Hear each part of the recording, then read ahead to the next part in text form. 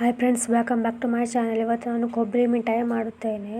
ಇದಕ್ಕೆ ಒಂದು ಪಾತ್ರೆ ತೊಗೊಂಡಿದ್ದೇನೆ. ಇದಕ್ಕೆ ಇಷ್ಟು ಸಕ್ಕರೆ ತೊಗೊಂಡೆ ಫ್ರೆಂಡ್ಸ್.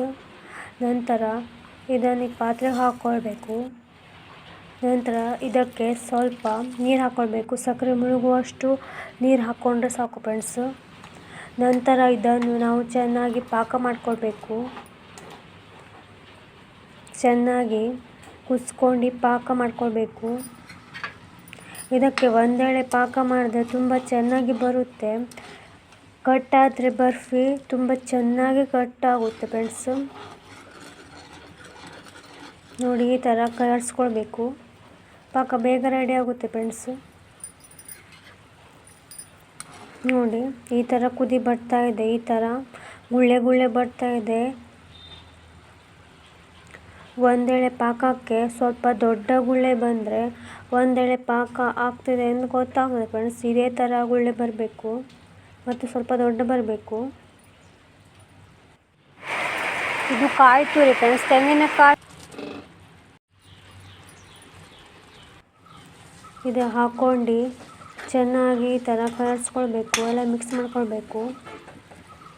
ಈ ಬರ್ಫಿ ತುಂಬ ಟೇಸ್ಟಿಯಾಗಿ ಬರುತ್ತೆ ಫ್ರೆಂಡ್ಸ್. ಚೆನ್ನಾಗಿ ಮಿಕ್ಸ್ ಮಾಡ್ಕೊಳ್ಬೇಕು. ಇದು ತುಂಬ ಟೇಸ್ಟಿಯಾಗಿ ಬರುತ್ತೆ ಫ್ರೆಂಡ್ಸು. ಸ್ವಲ್ಪ ಇದಕ್ಕೆ ಏಲಕ್ಕಿ ಹಾಕ್ಕೊಳ್ಬೇಕು. ಏಲಕ್ಕಿ ಹಾಕಿ ಚೆನ್ನಾಗಿ ಮಿಕ್ಸ್ ಮಾಡ್ಕೊಳ್ಬೇಕು. ಇದು ಬಾಯಲ್ಲಿಟ್ಟರೆ ಕರಗುವಂಥ ಬರ್ಫಿ ಫ್ರೆಂಡ್ಸು. ನೀವು ಒಂದು ಸಲ ಟ್ರೈ ಮಾಡಿ, ತುಂಬ ಟೇಸ್ಟಿಯಾಗಿ ಬರುತ್ತೆ. ಮತ್ತೊಂದು ಸಲ ನೀವು ಇದನ್ನು ಮತ್ತೆ ಮಾಡ್ಕೊಳ್ತೀರಿ ನೋಡಿ ಫ್ರೆಂಡ್ಸು. ಇದಕ್ಕೆ ಸ್ವಲ್ಪ ತುಪ್ಪ ಹಾಕಿದ್ದೇನೆ. ಇದಕ್ಕೆ ಸ್ವಲ್ಪ ತುಪ್ಪ ಸಾಕಾಗುತ್ತೆ, ಯಾಕೆಂದರೆ ಇದರೊಳಗೆ ಎಣ್ಣೆ ಅಂಶ ಉಳಿಯುತ್ತೆ. ಅದಕ್ಕೆ ಫ್ರೆಂಡ್ಸ್ ಒಂದು ತಾಟಿಗೆ ಸ್ವಲ್ಪ ತುಪ್ಪ ಹಾಕ್ಕೊಂಡೆ. ನೀವು ಚೆನ್ನಾಗಿ ಎಲ್ಲ ಹರ್ಕೊಳ್ಬೇಕು. ಈ ಥರ ಮಾಡ್ಕೊಳ್ಬೇಕು. ಇದು ತೆಗಿಲಿಕ್ಕೆ ಚಲೋ ಆಗುತ್ತೆ. ಅದಕ್ಕೆ ಮತ್ತು ಸ್ವಲ್ಪ ಎಳ್ಳು ಹಾಕ್ಕೊಂಡೆ. ಎಳ್ಳು ಹಾಕೋದ್ರಿಂದ ಬೇರೆ ಥರ ಟೇಸ್ಟ್ ಬರುತ್ತೆ. ನಂತರ ಇದನ್ನು ಹಾಕ್ಕೊಳ್ಬೇಕು.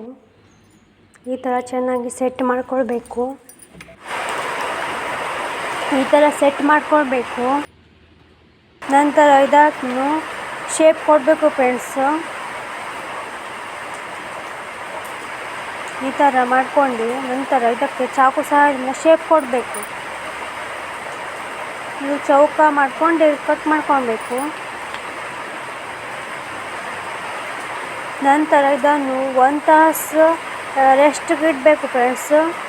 ನಂತರ ನಮ್ಮ ಬರ್ಫಿ ರೆಡಿ ಆಗುತ್ತೆ ಫ್ರೆಂಡ್ಸ್. Thank you for